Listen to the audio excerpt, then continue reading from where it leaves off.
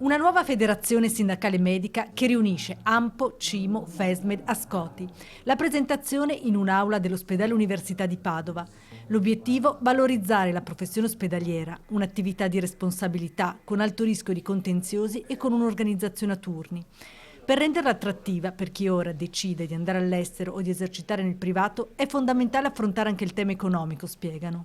Molti di noi stanno scappando dagli ospedali per l'estero o rimanendo in Italia per il privato e questo naturalmente depaupera il Servizio Sanitario Nazionale dai migliori elementi che insomma, invece è interesse della nazione tenerli a disposizione della tutela della salute pubblica. La pandemia, l'emergenza quotidiana, è stato come uno shock che ha svelato il ruolo fondamentale degli ospedali, luoghi della cura e argini alle ondate di Covid. Giampiero Vruscio sottolinea le criticità della realtà di Padova. Ho rappresentato anche ai vertici nazionali quella che è una discriminazione che da anni subiscono gli ospedalieri di Padova con uno stipendio che varia da 10 a 15 mila euro ancora di meno rispetto ai propri colleghi che lavorano nelle altre ULSS. Si costruirà un nuovo ospedale, si investe molto sul nuovo ospedale, ma il nuovo ospedale bisogna arricchirlo di contenuti, i contenuti sono i medici e il personale sanitario. Se noi non valorizziamo queste persone vuol dire che non teniamo alla salute dei nostri cittadini.